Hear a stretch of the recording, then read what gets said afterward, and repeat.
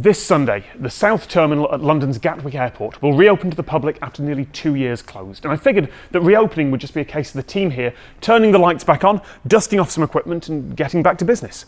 But from talking to the folks who are getting everything ready, it turns out that mothballing an entire airport terminal for 18 months and then reopening it again is much more difficult than you might think. In March 2020, when the pandemic struck, we obviously realised there was going to be a significant downturn in traffic. So we took the decision to close one of our terminals. Gatwick Airport would generally see upwards of 900 movements off of our runway on a busy summer day. During the height of the pandemic, we were down to 2 or 3 flights a day, with certainly less than 500 passengers on certain days.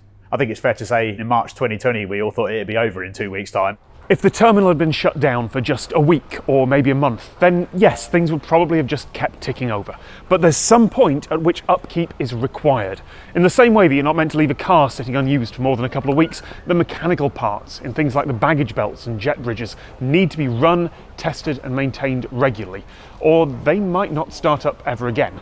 Closing the terminal does reduce costs, yes, but it doesn't make them zero. There's a number of core services we've had to keep running. We had to do regular maintenance and safety checks on all of our passenger boarding bridges and airfield equipment, water systems, lighting systems, power, fire, life safety systems, everything that's there to look after the people and keep everyone safe. But things like heating and lighting in various areas and power for escalators and lifts, they were all shut down, mainly to save money during the crisis. We had to make cuts wherever possible. We've been taking the opportunity to use the space for film companies have been coming in and doing various shows around the airport, some of which I think will be airing in the next few weeks. A large number of our workforce have been furloughed, and since the 1st of October we've had everyone back in to get the airport back up and running. Now as passenger numbers start to grow, we are actively recruiting.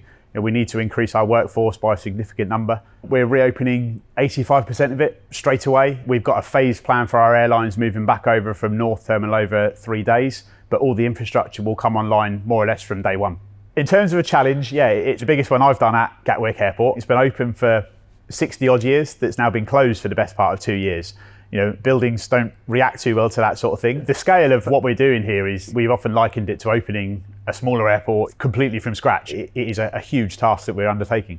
I'm feeling really confident actually. I think we're in a really good place to do it. The first flight from the South Terminal is scheduled to leave on Sunday in the early hours of the morning, so it'll probably be about 3 a.m. when the first passengers go through the doors, and they probably won't know or care that the terminal's only just opened again. They'll just want to get to their destination. If everything goes to plan, they probably won't even know that the terminal was ever closed.